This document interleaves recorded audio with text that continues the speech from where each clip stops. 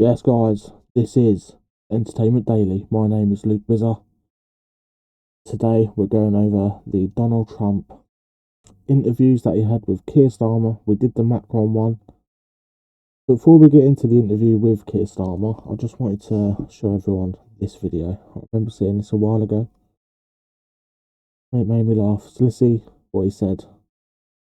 I wouldn't want Donald Trump round for dinner, but don't underestimate the danger to the world if Trump is re-elected this time around.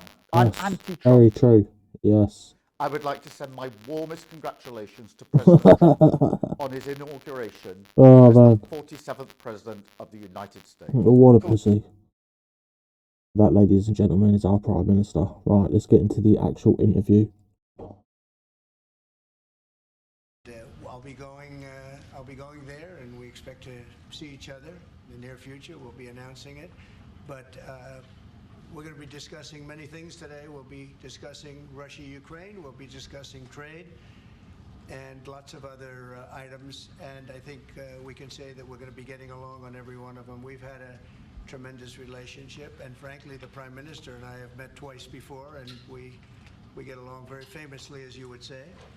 And I look forward to it very much. We look forward to the day and the meeting. We'll be having a luncheon after this, and then another work session. And I believe we're going to have a press conference at the end. Very famously, as you would say. I don't think I've ever heard that. So I look forward to it. And Mr. Prime Minister, thank you very much. Thank you. Thank you, Mr. President. Can I say thank you for your hospitality, for your leadership? We have met a number of times, we've talked a number of times, and we have had a very constructive conversation. I'm sure we will today. And of course, our countries have been bound together for a very long time now. The closest alliance, I think, of any two countries when it comes to prosperity and security. And I know that together we will strengthen that even further. And on issues like Ukraine, thank you for changing the conversation to bring about the possibility that now we can have a peace deal. And we want to work with you to make sure that peace deal is enduring, that it lasts, that it's a deal that goes down as a historic deal, that nobody breaches, and we'll work with you to make sure that that absolutely happens. And it is my pleasure to bring from His Majesty the King a letter. He sends his best wishes and his regards, of course, but he also asked me to bear this letter and bring it to you. So can I present the letter from the King to you? Thank you very much. Am I supposed to read it right now? Yeah, please do. I will do. I've got to tell him what your reaction is, so I need to know. I need to know. He is a great gentleman. A great That'll be a state visit, isn't it? Great gentleman. I don't know if people know this, but here in the UK, we had a massive rally, and we didn't want him here, so this will go down well.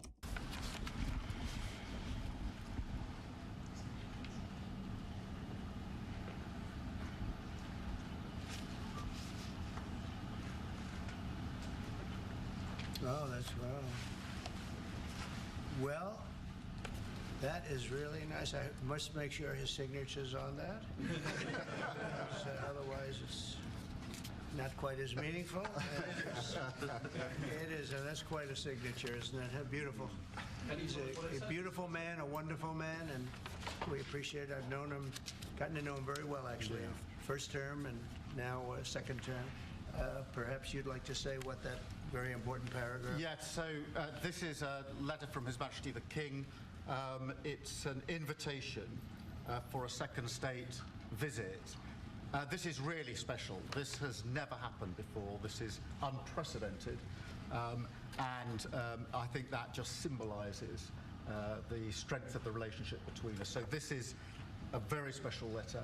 I think the last state visit was a tremendous success. It was. His Majesty the King wants to make this even better than that. So this is truly historic, an unprecedented second state visit, and he wants to talk that through with you. And that says at Windsor. That's really something. Yes. What I haven't got yet is your answer. I do need to. The answer is yes.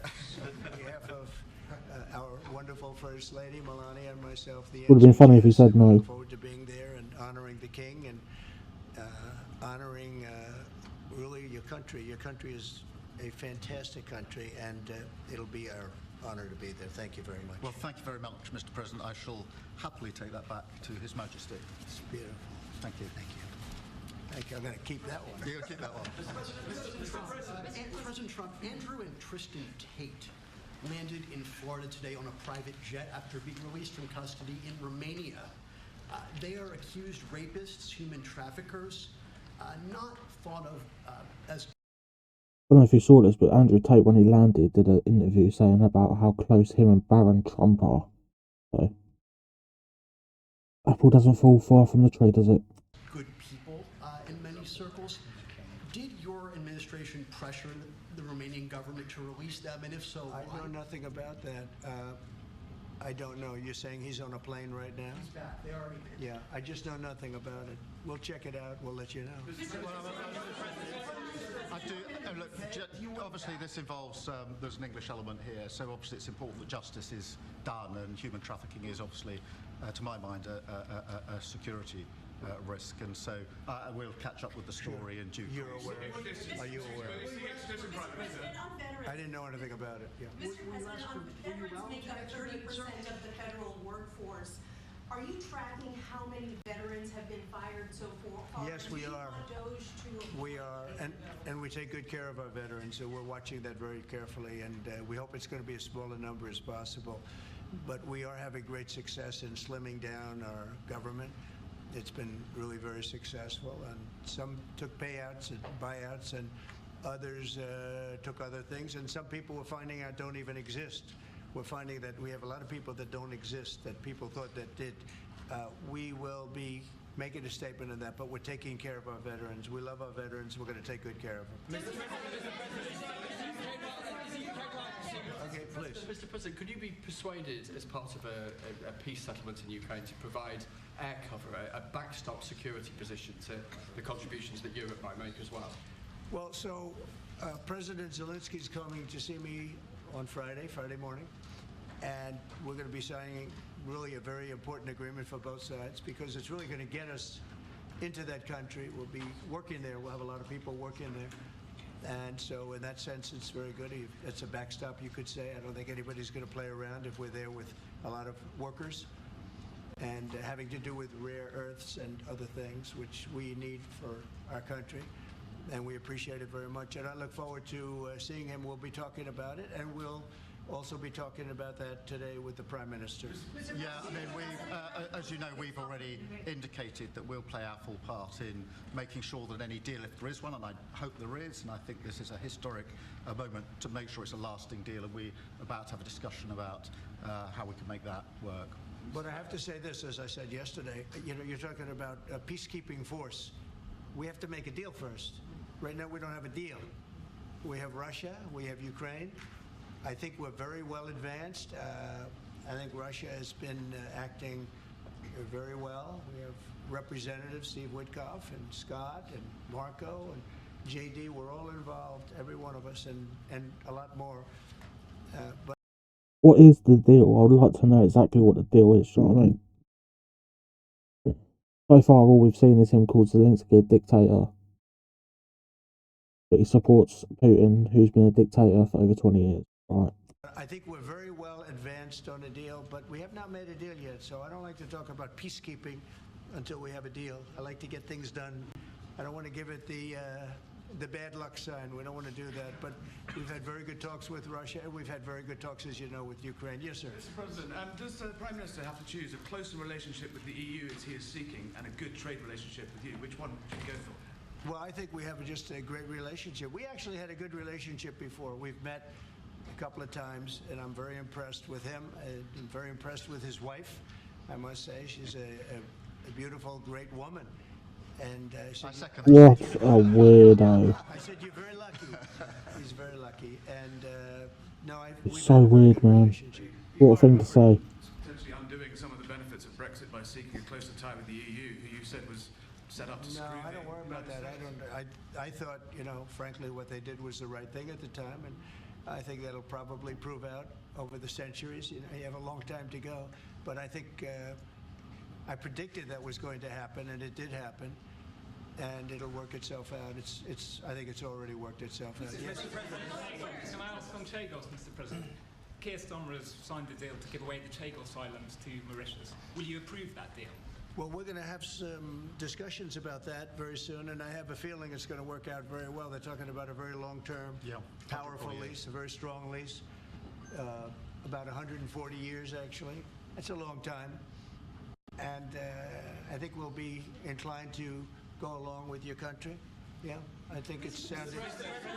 It's a little bit early. We have to be given the details, but it doesn't sound bad. Yeah, please. About 140 years, actually. That's a long time. And I think we'll be inclined to go along with your country. Yeah, I think it's sounded. It's a little bit early. We have to be given the details, but it doesn't sound bad. Yeah, please. Mr. President, you obviously can do business with our Prime Minister, Keir Starmer. You said yesterday that the EU was constructed to screw the US when it comes to trade. What can our Prime Minister say to you to persuade you not to impose tariffs on the United Kingdom? Yeah, did I use the word that you said, that bad word? I think so. Well, I think that the EU, I've had problems with the EU. 100% he would have said it. We're not talking about, we happen to have a great relationship with you, but we did have, and we do have problems with the EU because they've tariffed us. They do it in the form of a VAT tax, which is about 20%, and many other taxes. They sue our companies. They sued Apple, got $16 or $17 billion, which was, I think, totally a ridiculous decision. And they're suing Google for a lot of money. They're suing a lot of other companies, and we don't like the way they're treating our people now. We don't like the way they're treating our companies. They sell us cars. We don't sell them cars. They don't take our cars. They don't take much of our agriculture. And we have a deficit with them of about $350 billion.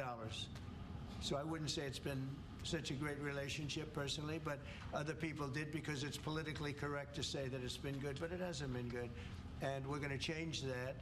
And we are going to have reciprocal tariffs. We're not going to have tariffs. We're going to have reciprocal. Whatever they charge us, we're going to charge them, which for many years, foolishly, I would have done that, but then all of a sudden we had COVID and we had other things to think about. So it took me a little while to get that on, and but we had, in my first 4 years, we had the greatest economy in the history of, I think, the world, but certainly in the history of our country. I think we're going to have that again, but the EU was very, very tough on us from the standpoint of trade. Then you could take it a step further and go into NATO, and that was a very tough situation for us. I mean, that's been a very tough situation because we were paying a disproportionate share, and it wasn't good. So, as you know, they paid hundreds of billions of dollars after I got involved, and they evened it out a little bit, but not very much. And then if you look at the war... Is it just me, but the thing with Trump, every time he speaks, I just don't understand, how did this man become president now? We're in for $300 billion plus, and they're in for $100 billion. They get their money back, and now we'll get our money back also. But under Biden, you wouldn't have done that. Biden did a terrible job, I have to say. I hate to say that about somebody that sat here just before me, but he did a terrible, terrible job. That war should have never happened, the war between Russia and Ukraine. It would have happened. Frankly, October 7th should have if he was in happened. charge. Israel, that should have never happened. What happened there should have never. Inflation should have never happened. Afghanistan should have never happened. The way they got out, not getting out, but the way they got out. So, but I can say that as far as we're here for a different reason, we're talking about a very different place, and this is some place that I have investments there. I own Turnberry, I own Aberdeen, and I own a great place called Doonbeg in Ireland. So, you know, I have a great warm spot for your country. And our trade, obviously, is fair and balanced, and in fact, you've got a bit of a surplus, so we're in a different position there. And obviously, we've contributed hugely in relation to Ukraine, and taken together with Europe, there's about 50% It'll work out. in. It'll work. It's going to work. Thank you. So does that mean there won't be any sanctions on the UK then? We'll have to take a look. I mean, we're going to have a good discussion today, and we have some very talented people on the other side, and we have some people that probably aren't as talented as them, but they're pretty good. Marco, what do you think? Our people are pretty good. And no, we're going to have a good discussion, and we'll be talking about that. Mr. President, I just wanted to ask, Mr. Starmer, the Prime Minister has said that he believes that Vladimir Putin would be at risk of invading Ukraine again without a sufficient backstop. Do you think that Vladimir Putin would be likely to invade again in the event of a peace deal? I don't think so. I think when we have a deal, it's going to be the deal.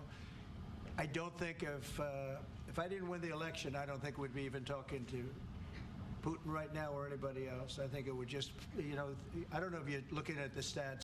That is true, but then we also have to remember that Putin wanted Trump to be president. Everything that happened with the Hillary emails, the propaganda everywhere, it was Russian propaganda. Get Trump in the White House, who knows what for. But Putin got what he wanted. But thousands of people are being killed a week, soldiers mostly, because the towns have been destroyed. But thousands of soldiers. This was a very bad week, by the way. I get the stats. Terrible numbers. And you're talking about a human life. Number one, I want to see that, and it doesn't involve American soldiers, but it's Russian and Ukrainian soldiers. And I think I'm speaking for both. Yeah. Number one, we want to see that stop, and number two, I want to stop paying the kind of money that we're talking about. We're helping, and we're helping NATO, but we're helping a lot more than anybody else by far, and I want that to stop also. Mr. President, Jeff, go ahead. Thank you, sir. You talked about trade tariffs this morning on your social media site. Just a question about China. 10% tariffs has already been implemented on China. Are you planning to do an additional 10 above the 10? This will be an additional 10 above. And is there, from the talks with Canada and Mexico so far, are you not seeing the progress that you wanted in order to I don't see it at all. No, not on drugs. We've done a great job. If you look at Tom Homan, he's been incredible, and Christie, they've done a great job in terms of the border. But the drugs continue to pour into our country, killing hundreds of thousands of people. We're losing substantially more than 100,000 people. I mean, dead. They're dead. The families are destroyed after that happens. So it's not just that. That's the ultimate. But the families are absolutely destroyed. The drugs come in through Mexico. They come, a lot of them, not all of them, but a lot of them come from China. And that's why we did that. It's 10 plus 10. In 10 case, plus 10 was there confusion on that? There was, sir, yeah. Okay, 10 plus 10. It's a second 10. And I think you're going to see, eventually you're going to see drugs stopping, because the country should not be allowing those drugs to come into the United States of America. And we're not going to allow it to happen. So that goes on the 4th of March. And then on the 2nd of April, we have reciprocal tariffs. That's reciprocal, where we charge countries what they're charging us. And nobody should have a problem with that. We have reciprocal. It's reciprocity. It's something that I think everybody I've spoken to said that's fair, and it is. If somebody charges us 25%, we charge them 25. If somebody charges us 10 or 15 or 30 or 70, we charge them an exact like amount. And it's pretty simple, but it's reciprocal tariffs, because the United States has been taken advantage of by many, many different countries, including our friends, friend and foe. And in many cases, our friends took bigger advantage of. When you talk about the EU, we're talking about the EU. The EU has been really very bad to us in terms of trade. And I'm a different kind of a president. I can't let that happen. Thank you. Yeah, please, ma'am, go ahead. Mr. President, what would you be willing to do if Vladimir Putin did not stick to the terms of any deal on Ukraine? If he not what? He did not stick to the terms of any deal on Ukraine, because he has a history of not sticking to his word when it comes to international agreements. I think he'll keep his word. I think I've spoken to him. I've known him for a long time now. I've known him. We had to go through the Russian hoax together. That was not a good thing. It's not fair. That was a rigged deal, and had nothing to do with Russia. It was a rigged Of course he's deal going to say that, inside man. the country, and they had to put up with that too. They put up with a lot. It wasn't just us. They had to put up with it, with a phony story that was made up. I've known him for a long time now, and I think he will. I don't believe he's going to violate his word. I don't think he'll be back when we make a deal. I think the deal's going to hold. Now they're going to have security. You're going to have security. You're going to have soldiers. I know France wants to be there. The president has said he wants to have soldiers there. I don't think we're going to even be necessary, but I don't think there'll be any problem with keeping the deal with the security. We're going to discuss that. You want to say something? No, I was just going to say, I mean, the deal, if we get it, is going to be hugely important. I don't think it would have happened if the space hadn't been created for it by yourself. But if there's a deal in, we've got to make sure it's a deal that lasts, that is not temporary, that lasts, and that's why we need to make sure that it's secure, and we've lent in and said we'll play our part, and we've talked and we will talk about how we work with yourself, Mr. President, to ensure that this deal is something which is not violated, because it's very important that if there is a deal, we keep it. And that will be, and I think I can say that will be the easy part. That's the part we look forward to, because putting security there, that's the part we all look forward to. That's easy.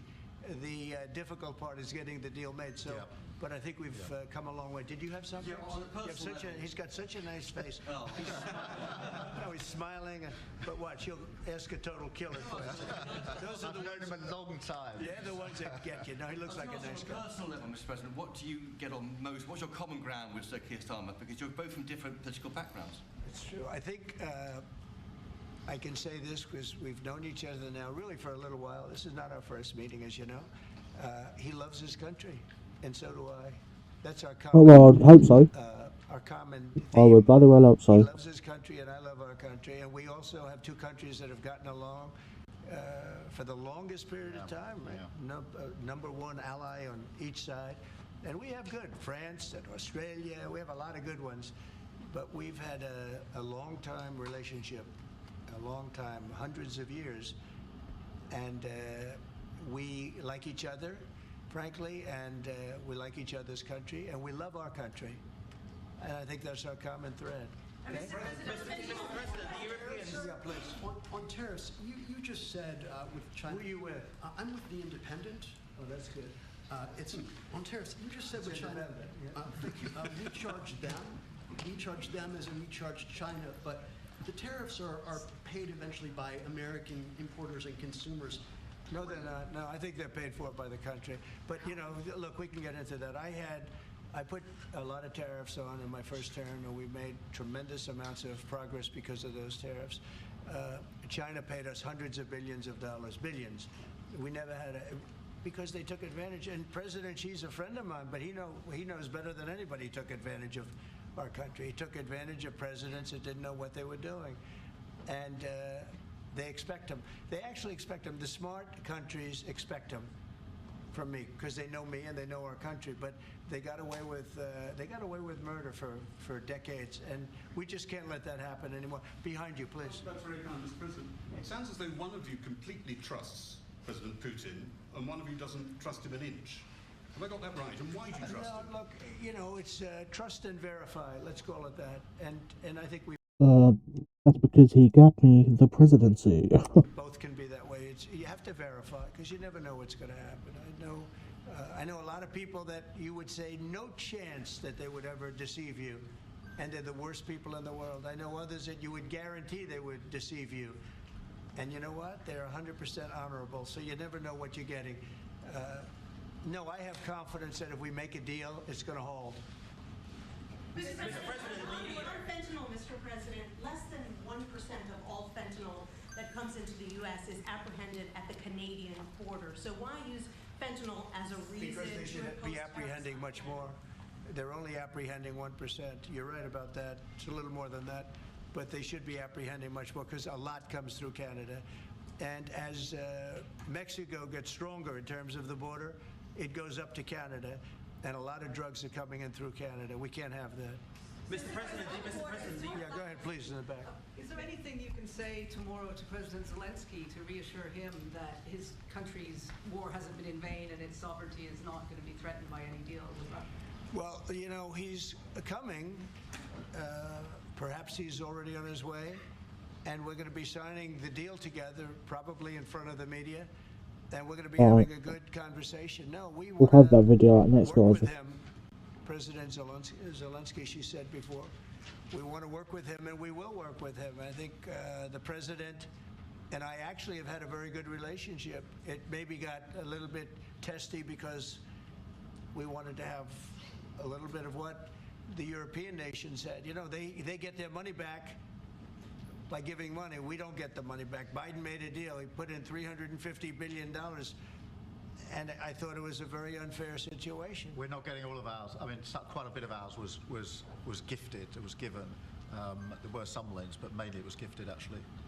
Mr. President, the Europeans want Ukraine to be part of NATO as part of this deal. Are you willing to budge on that at all, or is it a firm? Well, I could be very nice and say, oh, well, we'll work toward it. Look, it's not going to happen.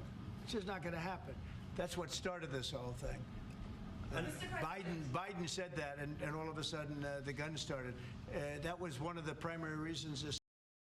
So, what Trump's just admitted to there is Russia started this mainly because obviously they believe that Ukraine, if they joined NATO, they would put them at a disadvantage. That's my understanding anyway, but it's ridiculous, man. So dumb. Started, and this was long before President Putin. They never said it was an impossibility. So we can say, oh, gee, well, we'll try, but that's something that's just not going to happen. And then the other question I ask is about the land. Will you get your land back? Well, they've fought long and hard on the land, and you and I will be discussing that. And we're going to certainly try and get as much as we can back. But on the NATO, it's just not, that's not going to happen. Yeah, please. Mr. President, you talked about having common ground with Keir Starmer, but there are things you disagree on as well. You described Zelensky as a dictator. He describes President Putin as a dictator. Do you see that as a problem? The relationship between President Zelensky and President Putin is not a good one. You've noticed, right? It's not a good one. It's not a good relationship. And we're going to have to try and work something out. Sometimes that happens. Answer the question. I get along with both. I have a very good relationship with President Putin. I think I have a very good relationship with President Zelensky. And now we're doing the deal, and we're going to be in there. We're going to be actually in there and digging our hearts out. And hopefully, we need the rare earth, and we have some here, but we don't have enough. Our economy is very strong, and we need a lot of things that in some cases we don't have here. So I think we're going to have a very good relationship. But So as long as he gets the minerals from Ukraine, he's happy. Did I say that? I can't believe I said that. Next question. What an idiot. Yeah, please, go ahead. Yeah, sir. George Parker from the Financial Times. Can you see any situation where US forces could be deployed as a backstop in a peacekeeping operation in direct confrontation with Russian forces? Well, there is a backstop thing. First you're going to have European countries because they're right there. We're very far away. We have an ocean between us. But we want to make sure it works. So I don't know when you say backstop, you mean a backstop psychologically or militarily or what? But we are a backstop because we'll be over there. We'll be working in the country. We're going to be, that's a great thing economically for them because, when you talk about economic development, we're going to have a lot of people over there. So we'll be working in the country. So I just don't think you're going to have a problem. I think when we have an agreement, you can say whatever you want about security, who's going to do it, and that's going to be a very pleasant conversation. The hard conversation is, will we have an agreement? And I think the answer is yes. I think Russia will agree, and I think that I really believe Ukraine will agree also. So will you discuss AUKUS as well? Just to follow up on that, if British troops are in Ukraine keeping the peace and get attacked by Russia, will you come to their aid? If the British people are in Ukraine and they get attacked, If British soldiers are in Ukraine. I've always found about the British, they don't need much help. They can take care of themselves very well. You know what? No, it sounds like it's evasive, but it's not evasive. The British have been incredible soldiers, incredible military, and they can take care of themselves. But if they need help, I'll always be with the British, okay? I'll always be with them. But they don't need help. You look at their career, you have done very well over the years, haven't you? We have. I'm very proud of our country. And but we've also always been there backing each other up between our two countries. That is why this is the greatest alliance for prosperity and security I think the world has ever seen. Whenever necessary, we absolutely back each other up, and that's at the Could you core take on Russia by yourselves? Well, Oh, no chance, mate. All right, one or two more. Yes, ma'am. In his remarks at the Munich Security Conference, Vice President Vance condemned free speech violations in the UK, particularly. What? Could you respond? What is your message? I have an idea. We have the man right here. Come on. Let's go, JD. We're putting you on stage. Great. Yeah, look, I said what I said, which is that we do have, of course, a special relationship with our friends in the UK and also with some of our European allies, but we also know that there have been infringements on free speech that actually affect not just the British. Of course, what the British do in their own country is up to them, but also affect American technology companies and by extension American citizens. So that is something that we'll talk about today at lunch. Thank you. Free speech. I don't think there's been a problem with free speech in the UK. Obviously, we had the whole Southport situation, which wasn't good. To be fair, you might have a point there. I have a point. Free speech for a very, very long time in the United Kingdom, and it will last for a very, very long time. Well, no, I mean, certainly we wouldn't want to reach across US citizens, and we don't. Citizens, so that is something that we'll talk about today at lunch. We've had free speech for a very, very long time in the United Kingdom, and it Yeah. will last for a very, very long time. Well, no, I mean, certainly we wouldn't want to reach across US citizens, and we don't, and that's absolutely right. But in relation to free speech in the UK, I'm very proud of our history there. We discussed AUKUS, though. We've been discussing AUKUS with the Australians and the Brits. Will you be discussing AUKUS with the Prime Minister, sir? What does that mean? AUKUS, the Australia-US Defence Alliance. Yeah, well, we'll be discussing that. We've had another great relationship, and you have too, with Australia. Yeah. We've had a very good relationship with Australia, please. Mr. President, while we have the Vice President here, are you both disappointed that the AFD didn't come first in the German elections, given your previous support for them? No, whatever happens with Germany, look, the relationship has been very strong with Germany, but we'll have to see what happens. They have a lot of things going on right now. We'll have to see. No, I'm not disappointed about anything. If anything, you would say that the I don't. No one cares about see Germany, we're mate. doing unbelievably in getting I people. think that's where we're going to end it, guys. So, let me know your thoughts in the comments if you agreed with anything that I've said. My final thoughts are that we definitely need America, and America, Trump especially, know that. But he did call Zelensky a dictator, even though he supports Putin. The free speech thing, I think JD Vance had a point there, to be fair, with everything that's happened in the last year in the UK. But guys, that's just my thoughts on the situation. We'll be doing a Zelensky-Trump reaction next. So yeah, let me know your thoughts in the comments, and if you could subscribe, that would be great. I'll see you in the next one.